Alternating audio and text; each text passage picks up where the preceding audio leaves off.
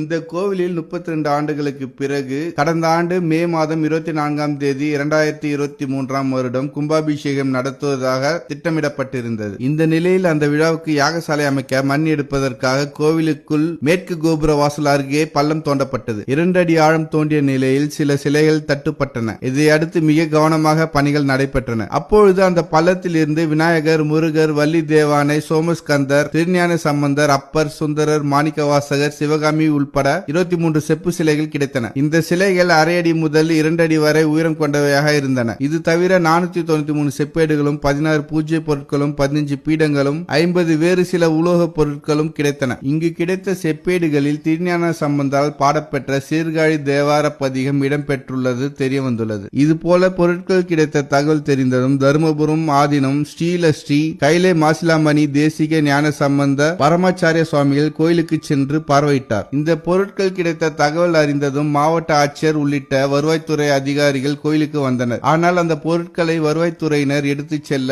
கோவில் நிர்வாகத்தினர் அனுமதிக்கவில்லை. இப்போதைக்கு இந்த பொருட்கள் கோவிலிலேயே பாதுகாப்பாக வைக்கப்பட்டுள்ளன. இது மிகப்பெரிய அதிசயம். இதுவரை தமிழ்நாட்டில் செப்பேட்டில் எழுதப்பட்ட தேவாரம் கிடைத்ததில்லை. ஆனால் தேவார பாடல்கள் செப்பேட்டில் எழுதப்பட்டதாக கல்வெட்டுகள் குறிப்புகள் உள்ளன. சிதம்பரம் கோவிலில் குலத்துங்க சோழனிடமும் அவனது மகன் விக்ரம சோழனிடமும் தளபதியாக இருந்த நரலோக வீரன் என்பவன்